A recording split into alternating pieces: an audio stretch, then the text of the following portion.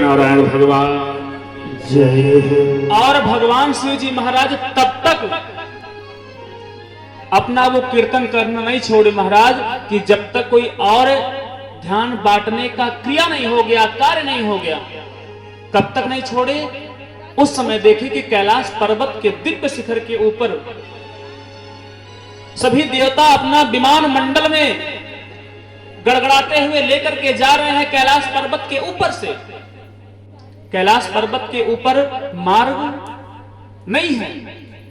और मार्ग कैसे नहीं है, कोई ऐसे वैसे नहीं बता रहा हूं कि मार्ग नहीं था तो नहीं है। मार्ग ऐसे नहीं है कि जैसे बोले भारत का मैनचेस्टर दिल्ली है, मुंबई या लखनऊ या और कोई स्थान नहीं है, दिल्ली है जहां पीएम साहब रहते हैं। और भारत में ऐसा है और हर देशों में अब बन गया है कि अगर मान लीजिए विश्व युद्ध की स्थिति बनती है तो बोले उसी दिल्ली से ही ऐसा रॉकेट छोड़ा जाएगा चारों तरफ कि सब जल करके खाक हो जाएंगे, क्योंकि परमाणु बम सबके पास है।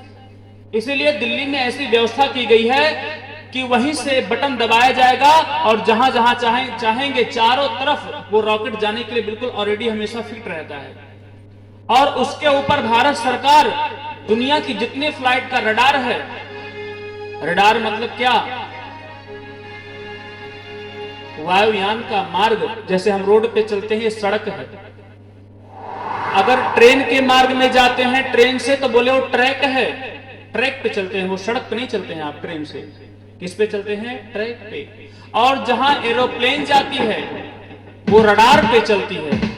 तो उस रडार को मैं बता रहा हूं कि दिल्ली का जहां वो भाग है उस पे भारत सरकार के द्वारा दुनिया का किसी भी कोई भी वहां पर विमान लेकर के ऊपर नहीं जा सकता, उसके 2-4-10 किलोमीटर के राउंड में नहीं जा सकता, उसका रडार कहीं और से दिया रहता है। ये नहीं कि उड़ा के चले जाएंगे, पता चले ऊपर से ही गिरा दे, हमारा नुकसान हो जाए। किसी भी देश में ऐसा व्यवस्था नहीं किया गया है। उसी प्रकार से कैलाश पर्वत के दिव्य शिखर पर रडार नहीं दिया गया था किसी भी देवताओं का, लेकिन सब लोग जबरदस्ती लेकर के वैसे जा रहे थे। क्यों?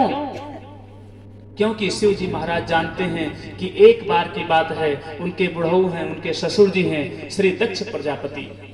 और दक्ष प्रजापति को जब प्रजापतियों का नायक बनाया गया था तो उनको अभिमान हो गया, मैं तो महानायक हूं। और उस सभा में जैसे बोले आपकी कोई भी अध्यक्ष या उपाध्यक्ष या छोटे छोटे बच्चे रहते हैं या कोई भी बच्चे रहते हैं जो क्लास में जाते हैं पढ़ने के लिए, तो उनके जब टीचर आते हैं तो उनका अभिवादन करते हैं खड़ा होकर के। उसी प्रकार से दक्ष प्रजापति जब वो अपने गद्दी पर विराजमान होने के लिए उस महल में आए तो सभी देवता तो खड़े हो गए, लेकिन शिव जी महाराज खड़े नहीं हुए। क्यों नहीं हुए? इसका गूढ़ रहस्य है। उनको ये नहीं था कि हमारे ससुर जी आ रहे हैं तो मैं नहीं खड़ा हूंगा या उनसे ज्यादा ज्ञानी हूं या हम उनके दामाद हैं, ये कोई भाव नहीं था। बस इंटेंस इतना था, भाव इतना ही था कि वो राम नाम के गुण में तन्मय थे, कीर्तन कर रहे थे, माला जप रहे थे। अब ये भी बात आपको मैं प्रूफ करके बता दूंगा कि कैसे उनका ध्यान नहीं गया कि एक अध्यक्ष आ रहे हैं, सभी लोग खड़े हो गए और वो नहीं हुए। जैसे आप लोग अपने जीवन में कोई कार्य करते हैं, हम लोग पढ़ाई किए हैं, आप भी किए हैं, पढ़ते पढ़ते, या आप लोग बिजनेसमैन हैं तो उस बिजनेस में इतनी तन्मयता बढ़ जाती है कि आप अपना कार्य करते हैं, सामने से कौन गुजर गया ये भान तो होता है कोई गुजरा है, लेकिन चाहे आपका परिवार का कोई सदस्य रहे, लेकिन ये याद नहीं रहता कौन गुजरा है। देख पाते हैं कि नहीं देख पाते? नहीं देख पाते। रियलाइज की बात है, अगर रियलाइज किए होंगे ऐसा कि आपके कार्य में तन्मयता इतनी है कि आपको याद ही नहीं पड़ा गया कौन है। क्यों? आपका मन उसमें लगा था। उसी प्रकार से शिव जी महाराज हमारे जान नहीं पाए कि प्रजापति जी आ रहे हैं। और यही देख करके दक्ष प्रजापति ने कहा, अरे अध्यक्ष आ रहा है, मैं आ रहा हूं और हमारा दामाद ही नहीं मेरा सम्मान किया। सभी लोग को सम्मान हो करके मेरा अपना आसन छोड़ करके और मेरा स्वागत किए, वेलकम किए, लेकिन मेरा परिवार ही मेरा दामाद नहीं किया। अरे तो महाभंगी है, महाढोंगी है, मेरे बेटी का भाग्य दुर्भाग्य में बदला हुआ था कि मैंने इससे शादी कर दिया, ये तो अमान है, अगुण है, अरासी है, सब कुछ बोल पड़े भगवान शिव जी को, ध्यान नहीं दिए। शिव जी महाराज उनके वाणी को ध्यान ही नहीं दे रहे हैं। ऐसा करते करते जो भगवान शिव जी के नंदी हैं, श्रृंगी भृंगी हैं, भूत प्रेत हैं और वहां पर जो भृंगु ऋषि हैं, सब के सब आपस में लड़ने लगे। शिव जी के दल के उनसे लड़ने लगे, उस दल के यहां लड़ने लगे।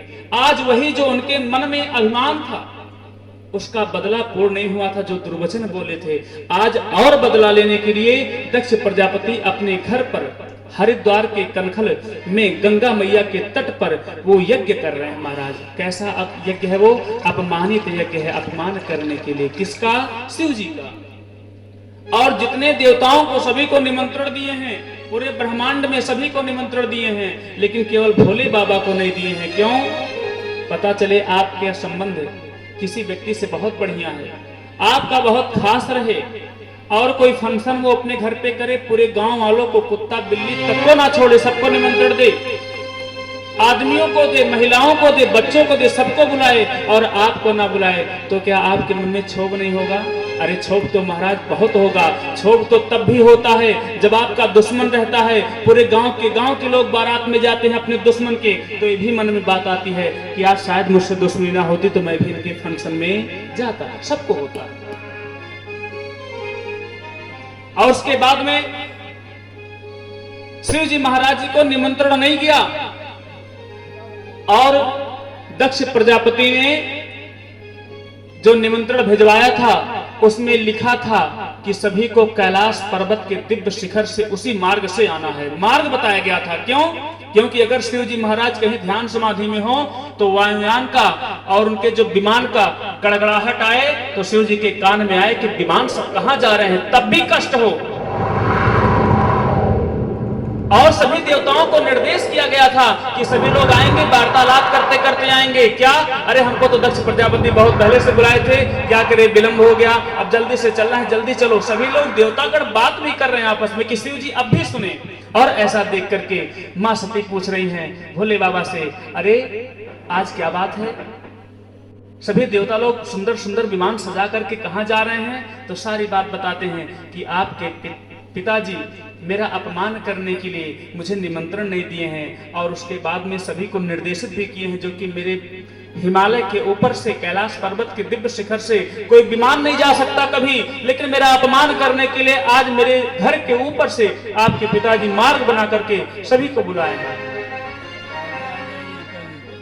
आगे आ जाइए, आगे।